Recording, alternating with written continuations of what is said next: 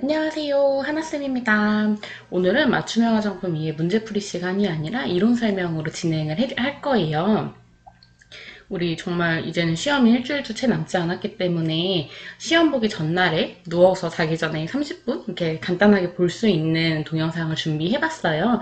처음부터 끝까지 한번 이론을 전체적으로 점검해 볼 수 있는 동영상이기 때문에 이제 보고 나서 가셔가지고 바로 시험을 보시면은 훨씬 더 높은 점수 받으실 수 있으실 거예요. 오늘도 화이팅입니다.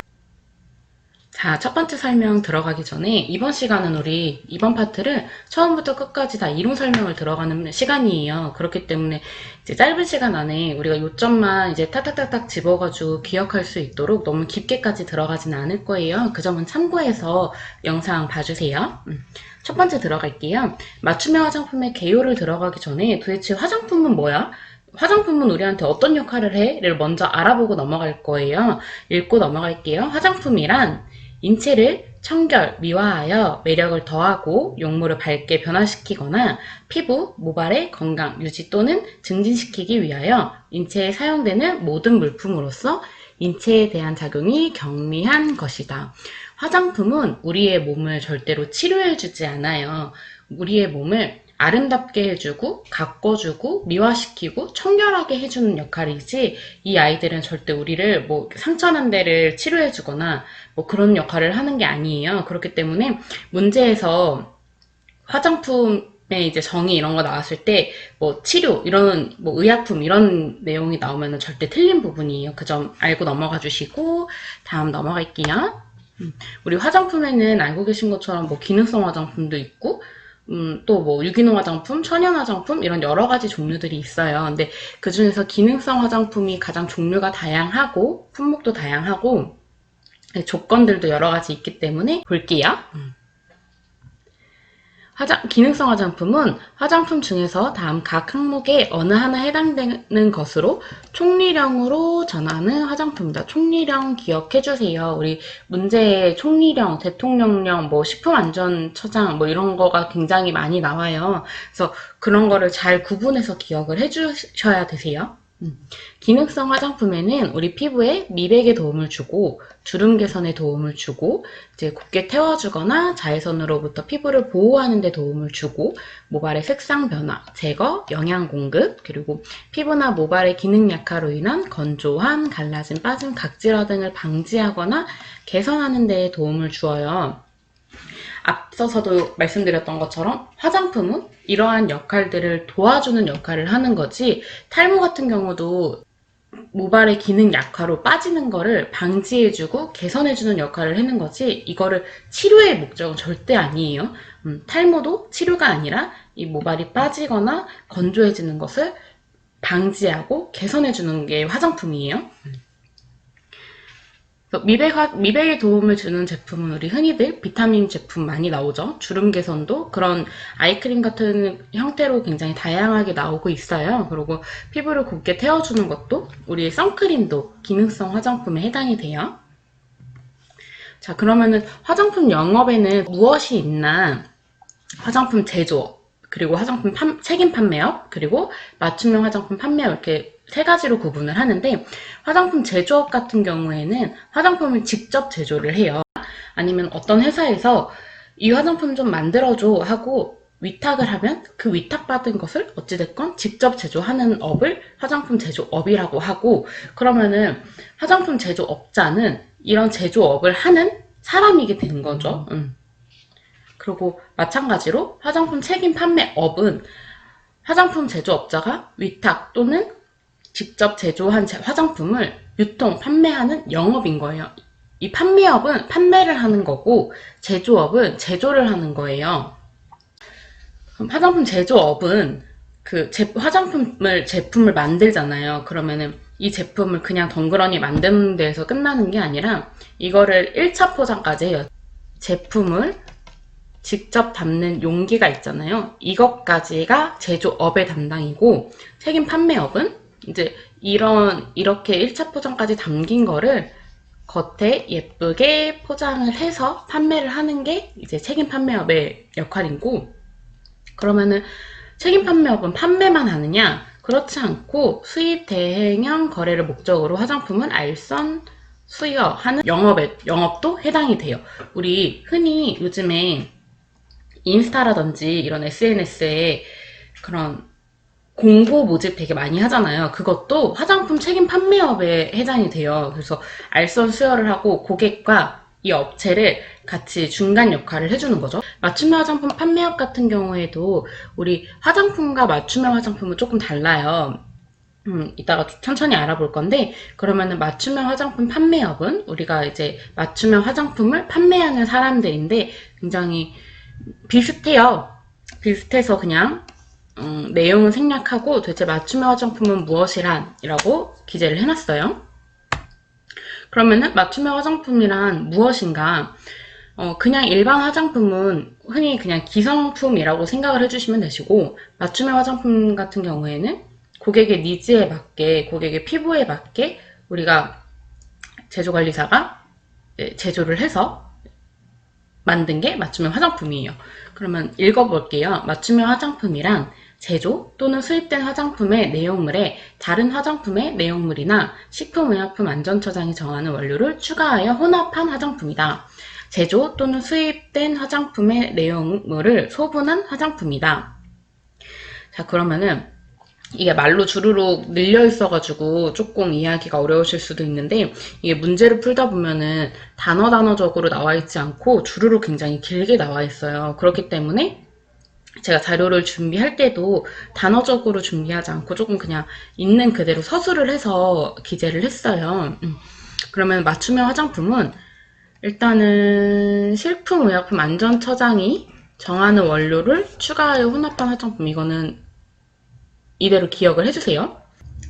맞춤형 화장품은 우리가 반제품에, 그러니까 반만 만들어진 제품에 여기에 원료를 넣을 수도 있고, 큰 제품, 많은 제품을 조그만하게 이런 식으로 소분할 수도 있어요. 근데 원료랑 원료, 어떠한 원료, 뭐 예를 들면 비타민 C라는 원료, 그리고 우리 흔히 그냥 알고 있는 글리세린이라는 원료, 그렇게 뭐 예를 들면은 혼합을 할 수는 없어요. 그거는 우리가 할 수 있는 일이 아니에요. 자, 다음. 이것도 내용이 많은데 한 번씩 읽고 넘어갈게요. 맞춤형 화장품 판매업자의 준수사항이에요. 요런 게 조금 문제가 잘 나와서 그냥 아까 말씀드렸던 것처럼 생략하지 않고 그대로 기재를 했어요. 맞춤형 화장품 판매업소마다 맞춤형 화장품 조제관리사를 둘 이상의 책임 판매업자와 계약하는 경우 사전에 각각의 책임 판매업자에게 고지한 후 계약을 체결해야 하며, 맞춤형 화장품 혼합 소분 기록 시 책임 판매업자와 계약 사항을 준수한다. 이게 맞춤형 화장품 판매업자랑 책임 판매업자랑 조금 역할이 다른데, 판매업자 같은 경우에는 이런, 예를 들면 샵을 운영하는 사람이라고 생각을 해주시면, 책임 판매업자에는 여기서 이제 직접적으로 관여를 해서 고객과 상담도 하고 이 물건을 고객에게 직접 판매를 하는 사람이에요. 그러면은 이러한 사람들이 둘 이상일 경우에는 이 사람들한테 A라는 사람도 B라는 사람 이렇게 두 명이 있는 거잖아요. 그러면은 A한테도 계약 조건을 정확하게 고지를 하고, B한테도 이제 고지를 하고, 그리고 맞춤형 화장품을 혼합하고 소분할 때는 이 책임 판매업자와 계약한 사항을 꼭 준수해서 해야지 돼요. 자, 그 다음 맞춤형 화장품 판매 내역을 작성, 보관할 것인데, 이게 문제에서 또 어떻게 나오냐면은 전자문서 형식을 포함하지 않는다 이렇게도 나와요. 그러니까 전자문서 형식을 포함해서 보관을 하는 걸로 기억을 해주세요. 이 판매 내역에는 식별 번호, 판매 일자, 판매량, 사용기한, 개봉 후 사용기간 등이 포함이 됩니다. 자, 다음 4번. 보건위생상 위해가 없도록 맞춤형 화장품 혼합 소분에 필요한 장소, 시설 및 기구를 정기적으로 점검하여 작업에 지장이 없도록 위생적으로 관리 유지할 것. 이거는 그냥 당연한 이야기죠. 꼭 위생적으로 관리를 해줘야 하는 거. 자, 그 다음 혼합 소분 시 오염 방지를 위하여 다음 각 목의 안전 관리를 준수한다. 이것도 어떻게 보면 당연한 이야기예요. 우리 혼합 소분을 하기 전에는 손을 꼭 씻어야 되고 청결을 유지해야지 되고, 뭐 뭐 바로바로 사용 전후에 기기 같은 경우는 사용 전후에 세척을 해야 되고, 그리고 용기 같은 경우도 오염 여부를 확인하고 용기에 제품을 담아야겠죠. 그러니까 이것들은 한 번씩만 읽어보면은 그치 그냥 당연한 얘기지 이렇게 알고 넘어갈 수 있어요. 그 다음 자격시험. 자격시험 같은 경우도 이게 조금 두루룩 이렇게 나열은 되어 있는데 한 번씩 같이 읽고 넘어갈게요. 기관 또는 단체를 시험 운영 기관으로 지정하여 맞춤형 화장품 조제관리사 자격시험 위탁이 가능합니다. 가능해요. 가능하지 않는다 이렇게 문제가 나오면 조금 헷갈릴 수도 있어요. 이게 왜냐면은 문장 자체가 좀 길어서 뭐야 그러면 틀린 거 아니야? 이렇게 할 수 있는데 가능합니다. 위탁 가능해요. 자, 그리고 지정받은 시험 운영 기간은 매년 1월 31일까지 전년도 자격증 발급 실적을 식품의약품안전처장에게 보고해야 하며 이를 증명할 수 있는 자료를 보관해야 돼요. 식품안전처장에게 보고를 해야 합니다. 그리고 시험 운영 기간은 매년 시험의 시기, 절차, 방법, 시험 과목과 자격증 발급에 관한 세부 내용을 포함한 시험 시행 계획을 전년도 11월 30일까지 식품의약품안전처장에게 제출해야 한다. 전년도 11월 31일까지요. 누구에게? 식품의약품안전처장에게 제출을 해야 합니다. 식품의약품안전처장은 시험 운영 기관이 제출한 시행 계획의 보완을 요구할 수 있죠. 이 경우 시험 운영 기관은 이를 보완해야 한다. 그러니까 예를 들면은 그런 거죠. 우리 8월 15일 광복절이잖아요. 그러면은 만약에라도 시험 운영 기간이 8월 15일은 빨간 날이라서 사람들이 오기가 쉬울 것 같아요. 그러면 우리 8월 15일을 시험 날로 지정을 했습니다. 이렇게 하면 식품의약품안전처장이 무슨 소리야? 8월 15일은 광복절이라 안 돼. 바꿔. 이렇게 할 수 있는 거죠. 타당한 이유가 있이 그렇게 시험 일정을 변경을 요구할 수 있어요. 그러면은 이 운영기관은 그래 그러면은 8월 15일이 아닌 다른 요일로 다른 날로 변경을 하자 이런 식으로 보완을 해야 합니다. 맞춤형 화장품 조제관리사 자격시험의 시기 절차입니다. 절차, 방법, 시험 과목, 자격증의 발급, 시험 운영 기관의 지정 등 자격시험에 필요한 사항은 총리령으로 정한다. 기억해 주세요. 이 실적은 식품의약품안전처장들에게 이제 보고를 하고 제출도 식품의약품안전처장에게 제출을 하는데 이러한 사항들은 총리령으로 정하는 거예요.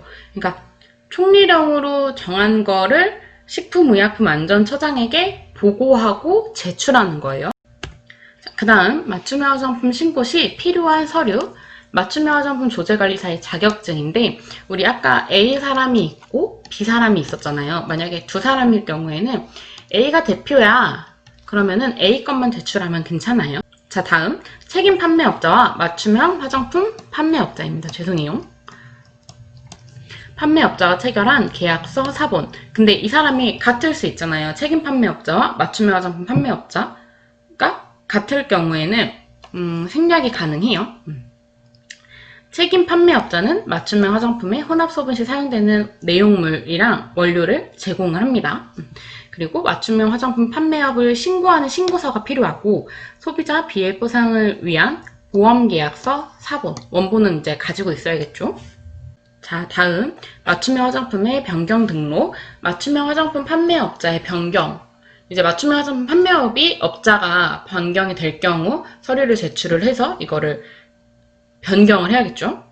첫 번째, 맞춤형 화장품 판매업자의 변경 당연히 해야겠죠. 근데 일반 회사들이 있고 법인인 회사들이 있는데 법인인 경우 대표자가 변경될 경우에 다시 변경을 하면 되고 두 번째, 상호 변경. 상호가 변경이 되는 것도 법인의 경우에는 이 뭐 이렇게 법인 명칭이 있잖아요. 법인 명칭이 변경될 경우에는 재등록을 하는 거예요.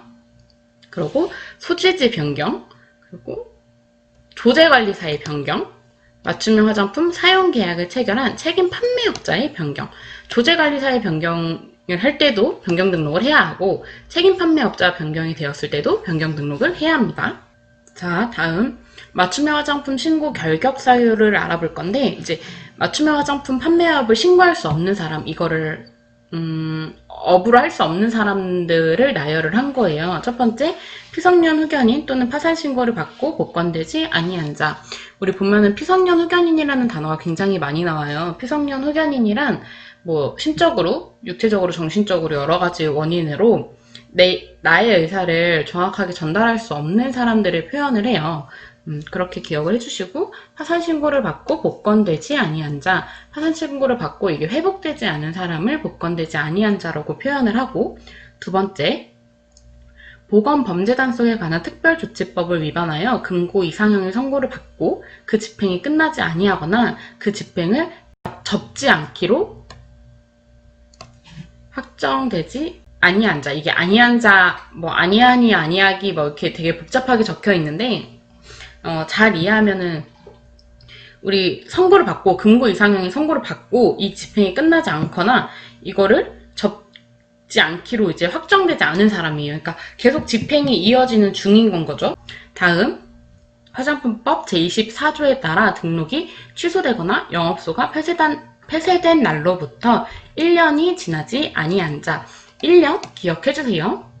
이것도 잘 기억해주세요.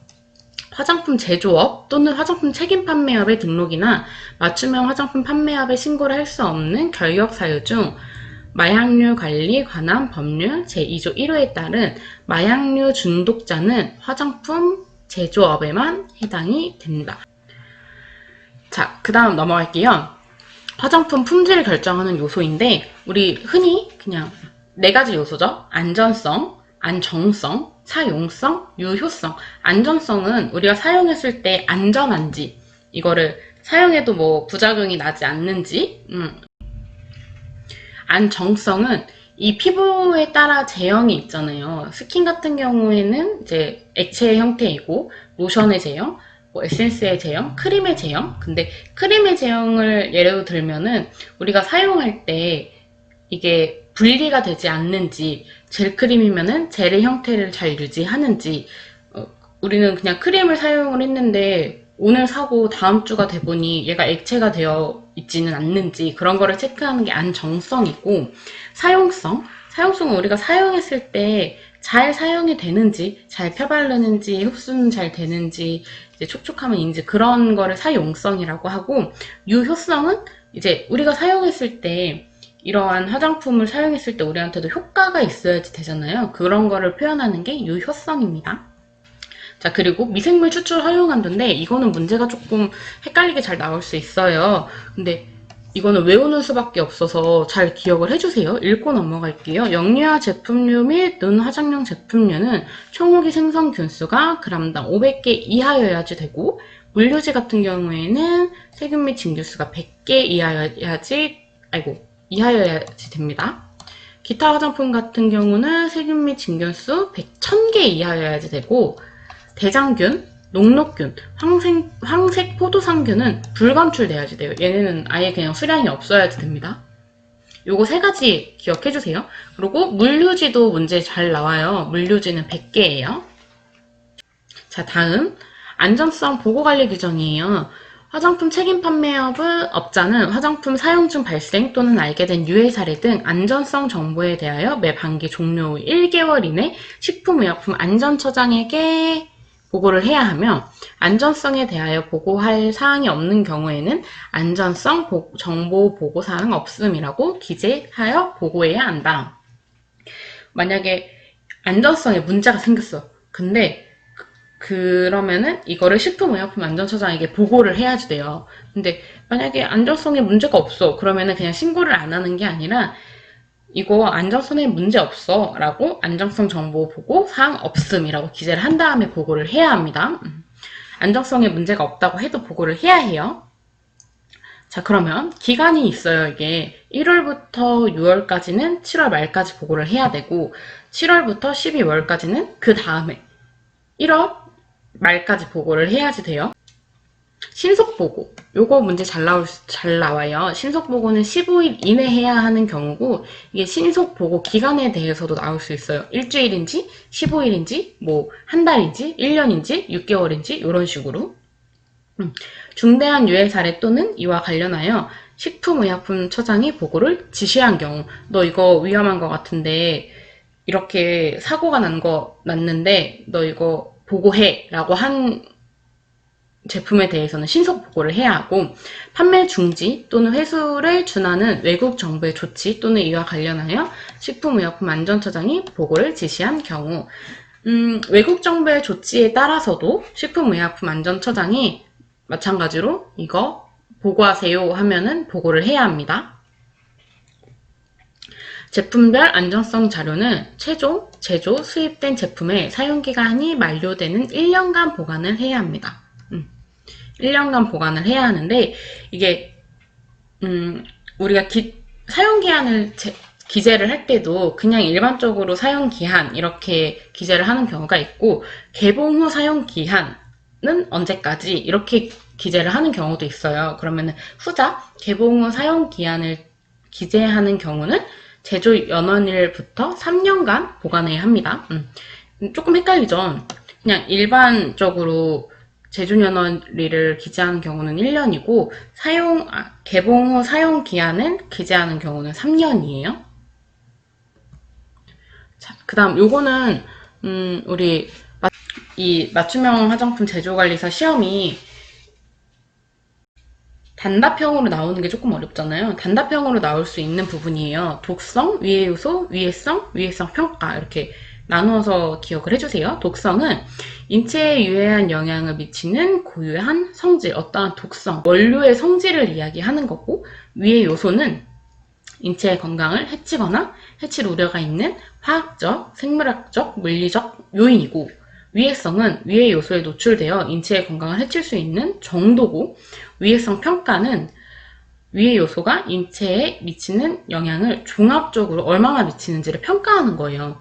그러면은 방사능을 예로 들어볼게요. 그러면은 우리 방사능 자체가 독성으로 이제 성질을 가지고 있죠. 방사능 자체에 이제 독성을 품고 있어서 굉장히 위험한 성분이라고 이야기를 하잖아요. 그러면은 우리 건강검진할 때 방사능에 노출이 되잖아요. 그러면은 그거를 이제 위해 요소라고 이야기를 하고, 위해성 같은 경우는 이 방사능이 우리한테 얼마나 끼치는지, 해칠 수 있는 정도, 그거를 표현하는 게 위해성이고, 이거를 전체적으로 평가하는 게 위해성 평가인 거예요. 자, 그 다음 위해성 평가의 대상.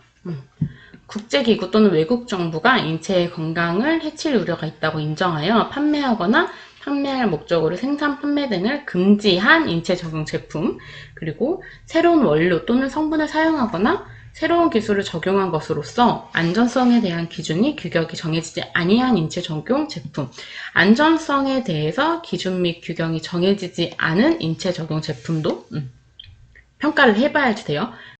자, 그 다음 요것도 단답형으로 나올 수 있는 부분인데, 다른 것들은 다 이제 읽어보시고 실마리 정보, 그리고 이거 유해성이랑 위해성을 구분하는 거 한번 짚고 넘어갈게요. 실마리 정보 같은 경우에는 유해 사례와 화장품 간의 인과관계 가능성이 있다고 보고된 정보인데, 이거는 불충분해요. 조금 부족한 정보. 유해성이랑 유해성은 물질이 가진 고유의 성질이고, 위해성은 유해성이 있는 물질에 사람이 실제로 피해를 입는 정도인 거예요. 그러면은 구분을 해보면은 모든 물질은, 자꾸 오타가 있네요. 죄송합니다. 모든 물질 자체의 독성을 지닐 수 있는 거를 유해성이라고 표현을 하고, 해당 물질을 적절한 사용에 따라 인체에 끼치는 영향이 결정되는 거를 위해성이라고 표현을 해요. 예를 들면은 필러 같은 거를 생각을 하면, 필러나 보톡스를 생각을 하면은, 필러나 보톡스는 독성을 가지고 있죠. 얘네들이 자체적으로 가지고 있는 독성을 유해성이라고 표현을 하고, 얘를 어떻게 사용하느냐에 따라서 이 독성이 인체에 미치는 그 정도는 조금 다를 거예요. 그거를 위해성이라고 표현을 하는 거예요.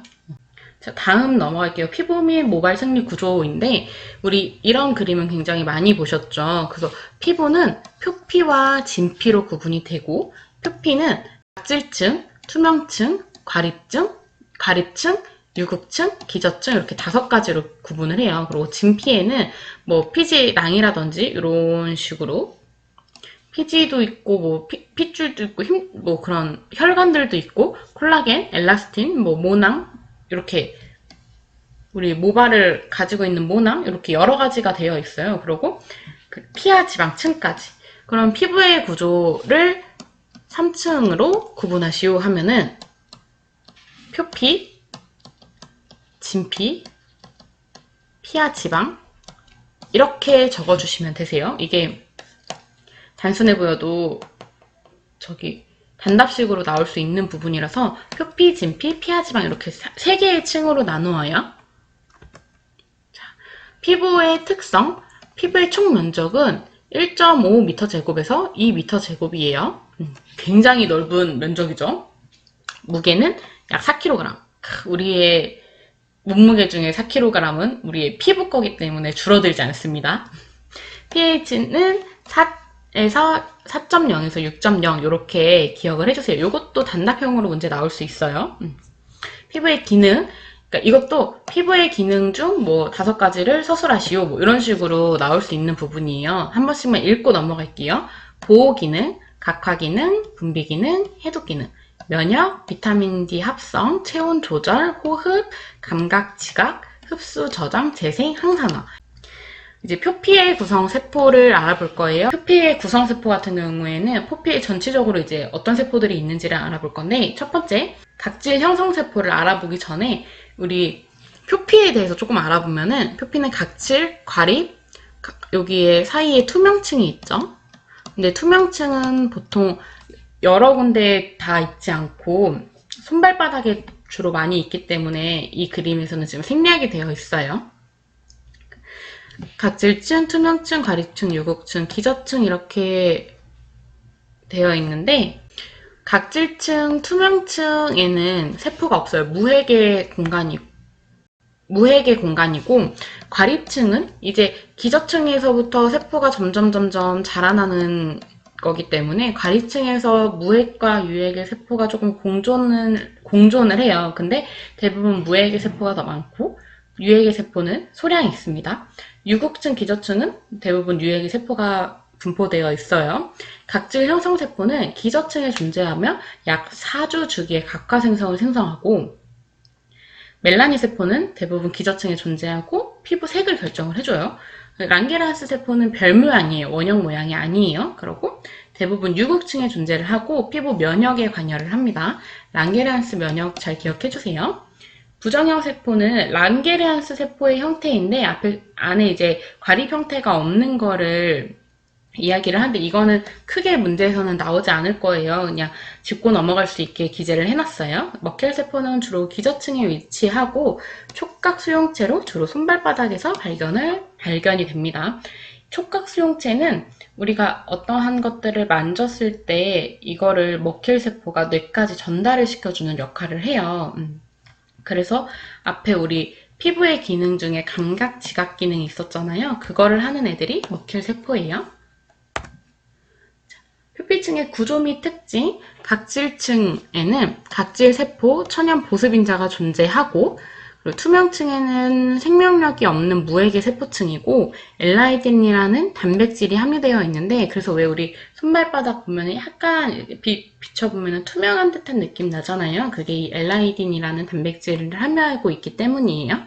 과립층은 아까 말씀드렸던 것처럼 각질화가 시작되는 첫 단계이며 무액과 유액이 공존하는 곳이고 과립층에서 비타민 D를 합성을 해요.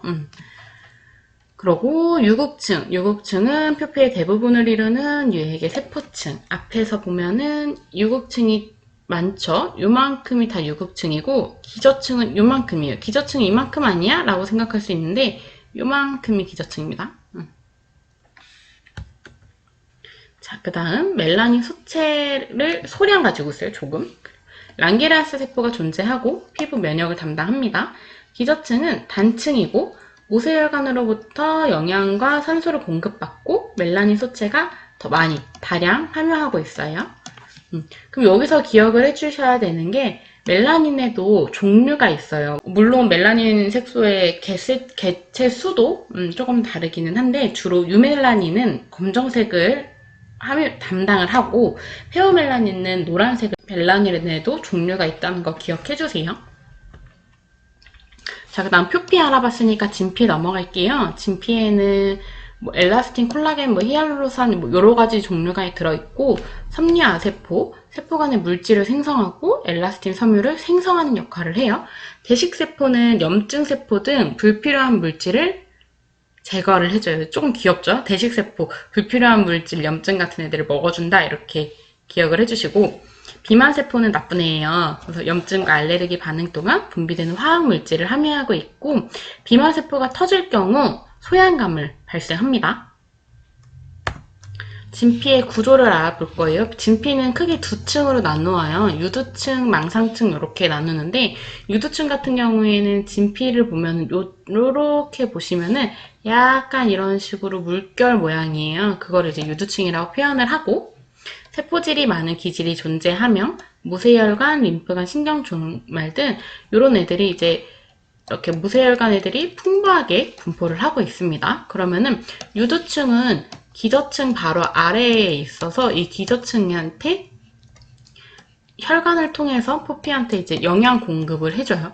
우리 무쇠혈관 혈액 안에는 영양분도 있고 산소도 있고 이렇기 때문에 이런 혈액을 통해서 이제 이런 혈액들을 유두층을 통해서 기저층으로 보내주는 역할을 합니다. 망상층은 그물 모양의 단단하고 불규칙한 결합 조직이고 교환섬유, 콜라겐과 탄력섬유, 엘라스틴을 구성하고 있습니다. 그리고 교환섬유, 콜라겐이 90% 이상을 차지하고 있어요. 우리 요즘에 되게 먹는 콜라겐, 입안에 점막에 붙이는 콜라겐 굉장히 유행하잖아요. 그러니까 우리 피부 중에서도 진피층을 주로 이루는 게 교환섬유, 콜라겐이에요. 그렇기 때문에 이런 애들을 이렇게 늘어지지 않고 탄력이 있게 만들어주기 위해서 그렇게 음식으로도 영양제로도 섭취를 하는 거예요. 자, 다음 모발 넘어갈게요.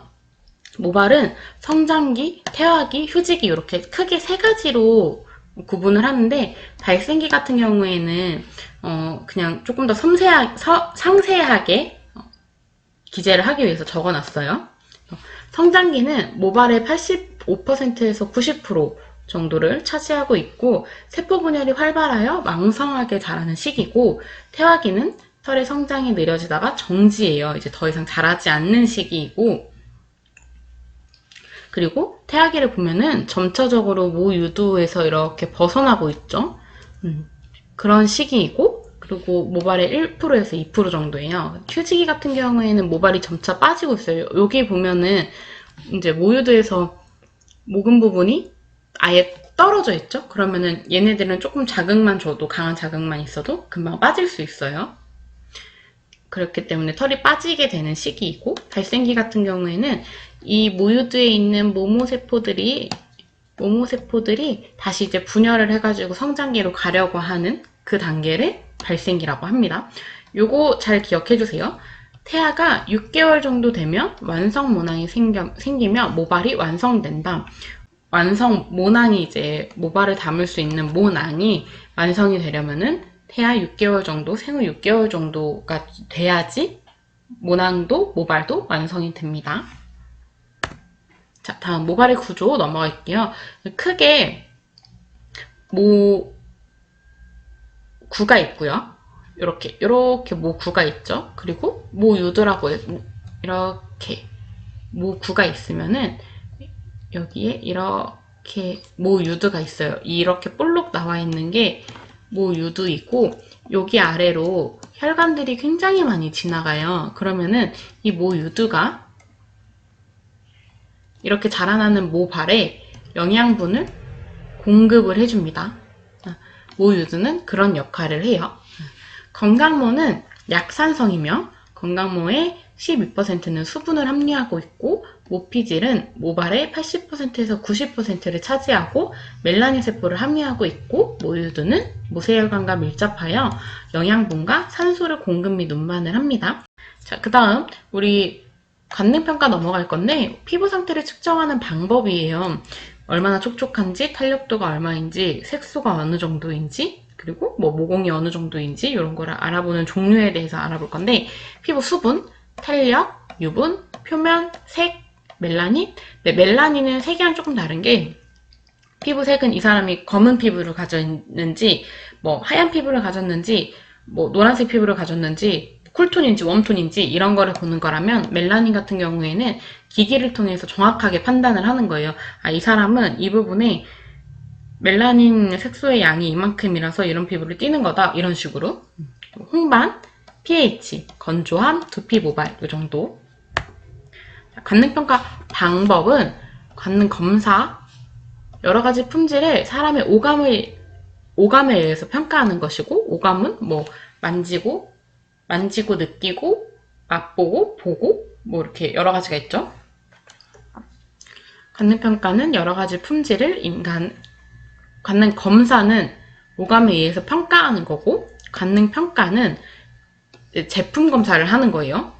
관능 평가는 주관적인 기호형과 객관적인 분석형으로, 그러니까 우리가 어떠한 제품을 봤을 때, 이거는 봤을 때, 너무 좋다. 그냥 내 느낌이 좋네. 향이, 좋아. 뭐 이렇게 객관적으로 볼 수 있는 게 기호형이고, 분석형 같은 경우에는, 이 제품은 뭐 이러한 성분이 이만큼이 있고, 뭐 이렇게, 그리고 사용감을 보았을 때는 이 정도 몇 퍼센트의 수분감이 있고, 뭐 이렇게 몇 퍼센트의 유분감이 있고, 이거를 발랐을 때는 이러한 효과를 볼 수 있으며, 이런 거를 분석형이라고 이야기를 합니다. 사용감은 가볍거나 무겁거나 밀착력이 좋거나 청량하거나 이런 거를 표현을 해요. 그 다음에 관능시험은 패널 또는 전문가의 감각을 통한 제품 성능에 대한 평가를 하는데, 이게 여기에는 이제 패널 또는 전문가의 감각 이렇게 표현을 하는데, 패널에는 소비자, 전문가 패널, 전문가에 의한 평가 이렇게 나뉘어요. 근데 소비자는 말 그대로 우리가 소비해서 사용하는 사람들을 표현을 하고, 전문가 패널은 전문가, 자격증이 있어서 이거를 정확하게 평가할 수 있는 사람, 또는 뭐 의사라든지 뭐 이런 뭐 피부관리사 뭐 이렇게 전문가를 이야기를 하고, 전문가 패널은 이러한 그 평가 방법이라든지 전문가 과정을 교육받은 사람을 전문가 패널이라고 해요. 다시 조금 헷갈리죠? 전문가는 자격증이 있는 정확한 전문가이고, 전문가 패널은 전문가의 교육을 받거나 아니면은 이런 평가 방법에 대해서 교육을 받은 사람을 전문가 패널이라고 합니다. 다음 맞춤형 화장품의 효과예요. 이거는 어떻게 보면 우리가 도대체 맞춤형 화장품을 왜 고객에게 제시를 해야 하느냐를 알 수 있는 건데, 1번 개별 고객을 대상으로 고객의 니즈에 맞게 즉석으로 소량 생산이 가능하다. 굉장히 큰 장점이죠. 고객들한테 가장 많이 어필할 수 있는 장점이에요. 전문가의 조언으로 고객의 피부에 적합한 원료 선택 가능. 이것도 위에 거랑 뭐 마찬가지죠. 니즈에 적합한 화장품 사용으로 심리적 만족도 상승, 피부 청결, 오염물질 제거, 오래된 각질 제거, 각질 제거까지 포함인 거 기억해주세요. 유분과 수분 공급에 의한 보습력 유지, 영양물질 및 생리활성물질 공급으로 인한 피부 신진대사 촉진, 자외선이나 환경 오염물질과 같은 외부 환경으로부터 피부 보호 작용까지 합니다. 피부 혈행 촉진, 피부 결점 커버, 메이크업 제품 같은 경우도 이제 맞춤형 화장품으로 소량 생산해가지고 판매할 수 있습니다. 두발의 표면을 보호하고 광택을 부여하는 거. 10번 피부를 미화하여 매력을 더하고 용모를 밝게 변화시키는 효과. 이거는 그냥 화장품의 정의인 거죠. 이거는 당연히 화장품으로서 역할을 할 수 있는 거예요. 위해성 등급인데 이거는 구분을 잘 해주세요. 가등급, 나등급, 다등급 이렇게 세 가지가 있어요. 근데 가, 나, 다 순으로 다등급이 가장 위험한 거예요. 혹시 문제를 풀다가 뭐 이 중에서 뭐 가등급인 거를 고르시오, 나등급인 거를 고르시오, 다등급이라는 것을 고르시오 이렇게 문제가 나오면은 그 문제만 봐도 위험성이 조금 보이잖아요. 그러면은 그런 거를 보고도 문제를 풀 수 있어요. 간은 화장품에 사용할 수 없는 원료를 사용한 화장품, 사용상에 제한이 필요한 원료를 사용한 화장품. 사용 기준이 지정되지 않은 보존제예요. 그러니까 뭐 예를 들면은 왜 색소는 굉장히 소량 사용이 가능하잖아요. 근데 이 소량 사용해야 하는 색소를 기준치보다 더 넘게 사용하거나 뭐 이런 식으로. 가등급은 원료. 가등급을 찾을 때는 원료라는 단어가 나왔을 때 가등급인 거가 굉장히 많고, 나등급 같은 경우에는 안전용기, 포장용기, 미사용 화장품, 그리고 유통 화장품 안전관리 기준에 적합하지 않은 화장품.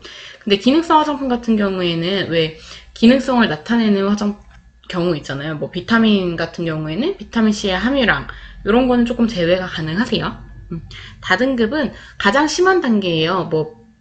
뭐 변폐, 부패, 뭐 위해, 이런 굉장히 극단적인 단어들이 있으면 보통 다등급이에요. 전부 또는 일부가 변폐된 화장품, 이물질이 혼합되었거나 부착된 화장품 중에 보건위생상에 위해를 발생할 우려가 있는 화장품, 위해를 끼친 것도 다등급이에요.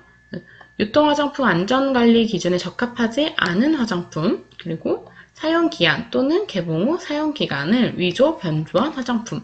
위조, 변조, 변폐, 위해, 이런 극단적인 애들은 다 다등급입니다. 화장품 제조업자 또는 책임 판매업자 스스로 국민 보건에 위해를 끼칠 우려가 있어 회수가 필요하다고 판단한 화장품. 내가 이거를 뭐 만들었거나 판매를 했는데 보니까 이거 위험한 것 같아. 색소가 너무 많이 들어있는데 이거는 고객의 피부에 해를 끼칠 것 같아 라고 생각이 들면은 이거를 이제 그런 화장품은 위해성 등급이 다등급이라고 해요. 자, 그리고 화장품 제조업과 책임 판매업에 따른 등록을 하지 않은 자가 제조한 화장품 또는 제조 수입하여 유통 판매한 화장품. 그러니까 법적으로 이런 거를 해서는 안 되는 사람이 했을 때도 다등급입니다. 기재 가격 표시가 위반되는 화장품. 자, 다음 포장에 대해서 알아볼 건데, 포장에는 뭐 1차 포장, 2차 포장이 있어요. 1차 포장은 내용물을 직접 포장하는 거를 1차 포장이라고 하고, 그리고 이거는 용기라고도 표현을 해요. 그리고 요거를 이렇게 예쁜 상자에 보관을 하는 거는 2차 포장이라고 합니다. 그러면 2차 포장에 왜 우리 화장품 같은 거를 구매를 해도 안에 종이 같은 거 접혀 있잖아요. 그런 식으로 뭐뭐들이 들어있냐? 단상자, 세트 상자. 요거는 이제 이렇게 2차 포장을 표현하는 단어이고 설명서까지 포함을 합니다. 그리고 일반 화장품 1차 포장에 반드시 기재 표시사항, 요거는 꼭 기억해주세요. 화장품의 명칭, 이 화장품의 이름, 그리고 제조업자 및 책임 판매업자의 상호, 그리고 제조 번호, 사용기한 또는 개봉 후 사용기간, 이렇게는 꼭 기재를 해야 합니다. 다음 포장에 기재되는 표시사항의 이제 다음번인데, 이 앞에서는 일반 화장품의 1차 포장에 반드시 기재 표시해야 하는 사항이었어요. 다음번에는 10mg 이하, 그리고 견본품, 비매품에 기재 표시해야 하는 사항이에요. 화장품의 명칭, 상호, 제조 번호, 그리고 기간, 그리고 가격까지도 포함을 해야 합니다. 자, 다음 화장품 제조에 사용된 모든 성분을 적는 설명표 있잖아요. 설명표 말고 뒤에 적혀있는 전성분 표시, 뭐 요런 거, 전성분 표시를 어떻게 기재를 해야 하는지를 알아볼 건데, 첫 번째, 글자의 크기는 5포인트 이상 해야 하고 한글로 읽기 쉽도록 기재를 해야 되는데, 이게 만약에 외국어로 판매를 할 거면은 외국어로 기재를 해도 되고, 그리고 한국어로만 표시하지 않고 한국어를 일단 기재를 한 다음에 그 아래에 외국어로도 기재가 가능합니다. 그리고 사용 함유량이 많은 것부터 기재 표시를 하는데, 왜 그래서 우리 화장품 뒤쪽에 전성분 표시 보면은 정제수가 거의 가장 많죠. 그래서 그런 식으로 함유량이 많은 것부터 순차적으로 기재를 하는데, 맨 뒤에 보면은 뭐 색소랑 보존제 뭐 이런 거는 이렇게 잘 섞여가지고 적혀 있어요. 그거는 1% 이하에 함유할 경우는 얘네들을 뭐 0.9를 더 뒤에 해도 되고 0.5를 더 먼저 기재를 해도 됩니다. 그리고 혼합 원료는 개별 성분으로 기재를 해야지 돼요. 그러니까 A랑 B랑 혼합한 거를 C라고 했을 때 C로 표시하는 게 아니라 A 그리고 B 이렇게 기재를 해야 합니다. 여섯 번째, 착향제는 향료로도 표시가 가능한데 이게 알레르기를 유발할 경우에는 이 제품의 명칭을 정확하게 기재를 해주셔야지 소비자들이 구매를 할 때 참고를 해서 구매를 할 수 있습니다. 7번, 보존제 함량 표시제. 이거를 꼭 적어야지 하는 거. 영유아용 제품류. 우리 여기에서 또 참고로 기억을 해야 되는 게 영유아는 만 3세 이하입니다. 이것도 문제 잘 나와요. 기억해주세요. 어린이용 제품. 그리고 인체 세포 조직 배양액이 들어있는 경우 그 함량. 그리고 천연 뭐 몇 퍼센트 들어있다 뭐 이런 식으로 적어주셔야지 되시고 천연 유기농으로 표시 광고하려는 경우 원료 함량 들어가야지 되고 산성도 조절 목적으로 사용되는 성분 또는 비누화 반응을 거치는 성분은 그 성분을 표시하는 대신 반응 후 생성물로 기재할 수 있다. 그러니까 산성도를 조절하는 목적으로 사용되는 성분이나 아니면은 비누화 과정을 거쳐야지 나타나는 성분들이 있잖아요. 그런 성분들은 이런 반응들이 일어나기 전에 명칭 말고 반응이 일어난 다음에 나타나는 성분으로 기재가 가능하다라는 이야기예요. 다음, 해당 화장품 제조에 사용된 모든 성분 이어서 넘어가는 거예요. 성분을 기재 표시할 경우 화장품 제조업자 또는 책임 판매업자의 정당한 이익을 현저히 침해할 우려가 있는 경우에는 식품의약품안전처장에게 그 근거 재료를 제출을 하고 식품의약품안전처장이 인정하는 경우 기타 성분으로 기재 표시가 가능합니다. 그러니까 이 제조업자와 책임 판매업자가 이 제품을 판매를 했을 때, 이 기능성 화장품을 판매를 했을 때 이 성분이 들어있으면은 내가 너무 손해야 라는 거는 이제 기재하지 않고 기타 표시로 기재할 수 있어요. 자, 그리고 다음 화장품에 천연 또는 유기농으로 표시 광고하려는 경우에 원료의 함량을 기재해야 되는데 천연 성분이 전체 제품의 95% 이상으로 구성되어야 하고 천연 성분이 천연 화장품 같은 경우에는 그리고 유기농 화장품 같은 경우에는 유기농 함량이 전체 제품의 10% 이상이고 유기농을 포함한 천연 함량이 전체 제품의 95% 이상으로 구성되어야지 유기농 화장품이라고 표시 기재를 할 수 있습니다. 자, 다음은 해당 화장품 제조에 사용된 모든 성분 중에 총리령으로 정해지는 성분들을 이제 기재를 했어요. 식품의약품안전처장이 정하는 바코드, 기능성 화장품의 경우 심사를 받거나 보고한 효능, 효과, 용법, 용량 등 성분명을 제품의 명칭 일부로 사용한 경우 그 성분명과 함량, 근데 방향용은 제외할 수 있고 인체 세포 조직 배합액이 들어있는 경우 그 함량, 인체 세포 조직 배합액은 꼭 함량을 기재를 해주셔야지 됩니다. 그리고 화장품 천연 또는 유기농 표시를 광고하려는 경우 원료의 함량도 총리령을 기준으로 해요. 수입 화장품인 경우 제조국의 명칭도 기재를 해야지 되고 제2조 제8호부터 11호까지 해당하는 기능성 화장품의 경우에는 질병의 예방 및 치료를 위한 의약품이 아님이라는 문구를 꼭 기재를 해야 합니다. 탈모, 그리고 여드름, 아토피, 그리고 튼살 이렇게. 다음 용어 정리예요. 실증 자료란 표시 광고에서 주장한 내용 중에서 사실과 관련한 사항이 진실임을 증명하기 위하여 작성된 자료. 객관적이고 과학적인 절차의 방법에 따라서 작성을 해야지 되고 직접적인 관계가 있어야지 합니다. 본인이 주관대로 실증 자료를 제시할 수는 없어요. 그리고 실증 방법이란 이런 것들을 실증에 사용된 직접적인 방법입니다.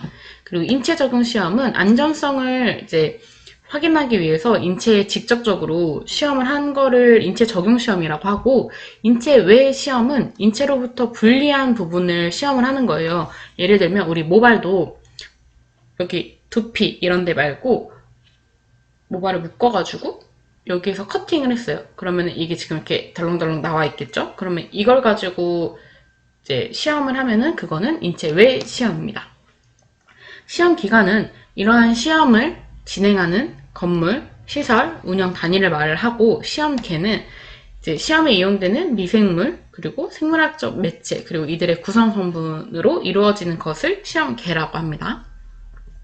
다음, 맞춤형 화장품에 표시 기재해야 하는 사항인데, 우리 아까 앞에서 그냥 일반 화장품에 기재해야 하는 것과 이제 견본품 10mg 이하일 때 기재해야 하는 상황이랑 그리고 맞춤형 화장품에 기재해야 하는 상황이 조금씩은 다르니까 구분해서 기억을 해주세요.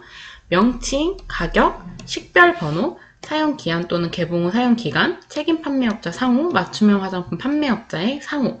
식별 번호라는 게 새롭게 들어갔죠. 식별 번호는 이제 이 맞춤형 화장품에 어떠한 원료들이 들어갔는지 이제 개개인마다 맞춤형 화장품을 만드는 그리고 혼합하는 원료들, 소분하는 제품 이런 게 각자 다 다르니까 검색했을 때 이 원료가 들어갔는지 이 제품을 소분했는지를 알 수 있게 식별 번호를 이제 제공을 하는 거예요. 맞춤형 화장품의 혼합 또는 소분에 사용되는 내용물 및 원료의 제조 번호와 혼합 소분을 기록을 포함하여 맞춤형 화장품 판매업자가 부여한 번호입니다. 제조업자가 아니라 맞춤형 화장품 판매업자가 부여한 번호예요. 자, 다음 화장품 원료에는 수성, 유성, 고분자 화합물, 색소 등이 있습니다.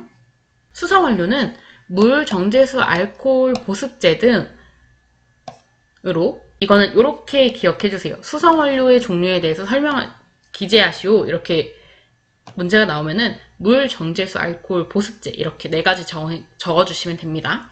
보습제는 대표적으로 글리세린이 있어요. 글리세린은 우리 일반적으로 가장 많이 사용하는 보습제인데 문제에 보습제는 무조건 보습력이 좋다 이렇게 나오면 틀린 말이고 보습제는 어느 정도 이상의 농도가 되면은 수분을 이렇게 딱 가지려는 힘이 너무 강해지기 때문에 오히려 피부에 있는 수분을 빼앗아가기도 해요. 그러니까 그거 구분해서 기억을 해주시고 유성원료는 오일, 지방산, 지방알코올. 자, 유성원료는 오일, 지방산, 지방알코올 이렇게 있고 수분 증발 억제와 사용 감촉을 향상시킵니다.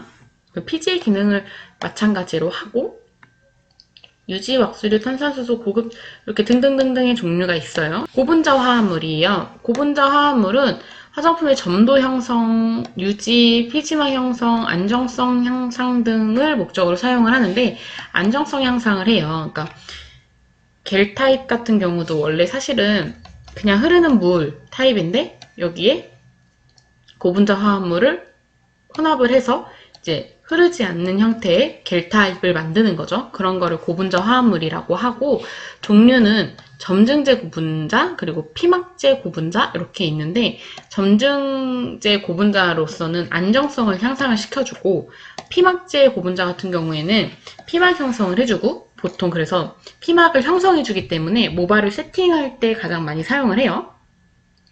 색소는 화장품이나 피부에 띄게 하는 것을 주요 목적으로 하고 그리고 보통 메이크업 제품에 가장 많이 사용을 하죠. 피부 메이크업을 할 때도 그리고 아이섀도우라든지 블러셔, 섀도우, 아이브로우, 여러 가지 아이라인, 여러 가지 등등등에서 색소가 가장 많이 사용이 되고 그리고 화장품에 쓰이는 색소는 식약처 고시에 따릅니다. 기억해주세요. 그리고 종류도 유기합성 색소, 무기안료, 진주 광택안료, 고분자안료, 천연색소 등이 있습니다. 자, 다음 계면활성제의 개념 및 종류예요. 이것도 문제가 굉장히 많이 나올 거라 개념은 물질의 경계면에 존재하는 계면을 잘 섞이게 해주는 활성 물질이에요. 예를 들면은 우리 클렌징 메이크업 리무버 중에 립 앤 아이 리무버 있잖아요. 그게 이렇게 보면은 아래쪽에 액체가 들어있고 위쪽에 액체가 들어있고 이렇게 구분이 되어 있고 이거를 흔들어서 사용을 하죠. 밑에는 보통 수분이고 위에는 보통 유분에 이제 오일이 함유하고 있는데 이런 아이들을 이렇게 잘 섞어가지고 사용하는 게 계면의 역할을 하는 거예요. 작용은 물과 친한 친수성 계면활성제가 있고 기름과 친한 친유성 계면활성제 두 가지가 있습니다. 역할은 유화, 기포, 분산 등이 있고 아까 말씀드렸던 이렇게 리베나이 같은 경우에는 유화의 역할을 하는 거예요. 그리고 기포 같은 경우에는 우리 클렌징 폼 사용하면은 기포로 얼굴에 있는 유분기를 제거를 해주죠. 그건 거고 분산 같은 경우에는 퍼짐성을 부여하는 역할을 해요. 종류는 양이온, 음이온, 양쪽이온, 비이온 이렇게 있어요.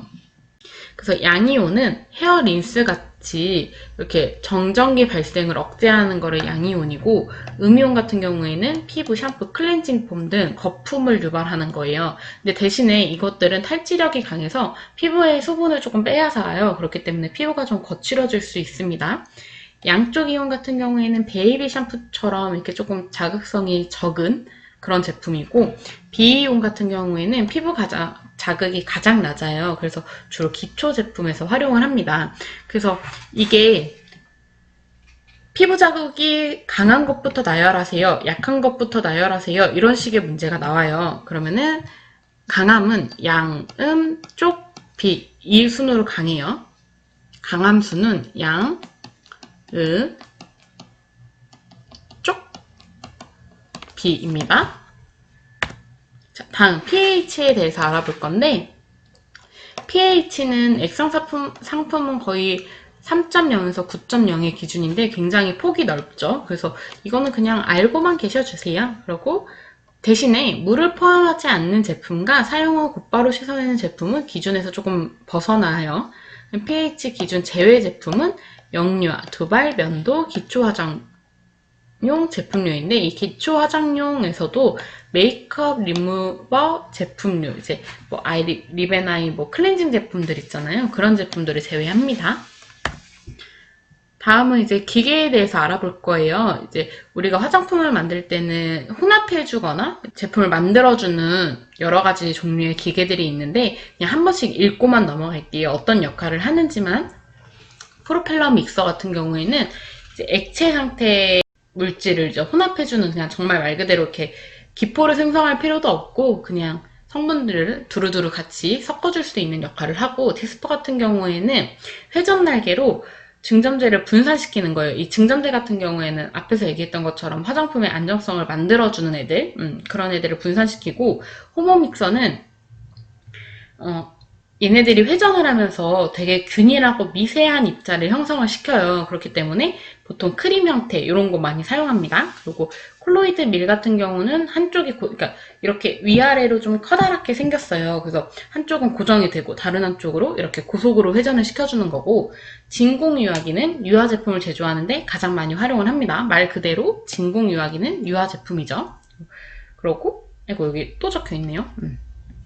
초음파 유화기 같은 경우에는 말 그대로 초음파가 조금 발생을 해요. 그리고 초음파가 발생을 하면서 우리 그냥 회전을 하는 것보다 조금 더 기포가 더 미세하게 날 수 있죠. 그래서 나노 단위로 분산할 수 있고 혼합물을 용해 및 추출할 수 있습니다.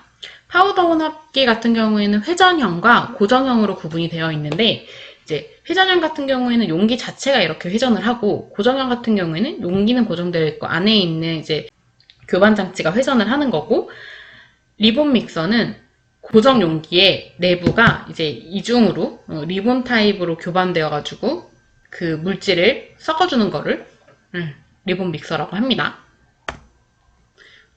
작업원과 이제 작업장 시설 기구의 구비 조건이에요. 작업원 같은 경우에는 이런 장소들을 잘 보관하고 관리하고 청결을 유지해줘야지 되는 거고 작업장은 청결하게 유지가 되어야 하는 거고 약간 다르죠. 작업원은 내용물과 원료를 품질 영향에 미치지 않는 장소에 보관을 하고 사용기간이 경과한 내용물은 이제 사용하지 않도록 관리를 하고 소분 전에는 손과 그런 장소들을 깨끗하게 소독을 해야지 되고 여기서 중요한 건 4번이에요. 피부 외상이나 질병이 있는 작업원은 회복 전까지는 하지 말아야 합니다. 회복되기 전에 어떠한 조치를 하고 그 작업장에 들어가서는 안 돼요. 작업장 같은 경우에는 정기적으로 점검하고 위생적으로 유지 관리하고 이제 혼합할 경우에는 사용 전후에 세척을 하고 다 사용하고 하루에 한 번씩 세척하는 게 아니라 사용하고 세척하고 사용하고 세척하고 사용하기 전에 세척하고 사용한 다음에 세척하고 이렇게 전후에 세척을 합니다. 그리고 세척제는 잔류하거나 표면에 이상을 초래하지 않는 것을 사용해야지 되고, 그리고 세척했을 경우에는 이거를 습한 상태에서 놓지 않고 잘 건조해서 오염되지 않도록 보관을 해주셔야 됩니다. 있으셨어요. 오늘은 양이 진짜 많았죠. 그래서 수고 많으셨어요. 오늘은 이 파트를 전체적으로 이론을 처음부터 끝까지 다 다루는 시간이라 가지고 양도 시간도 조금 길기는 했어요. 오늘 너무너무 수고 많으셨습니다. 이제 진짜 얼마 남지 않은 시험 동영상 참고하셔가지고 더 높은 점수 받으셔가지고 꼭 합격하실 수 있으실 거예요. 화이팅!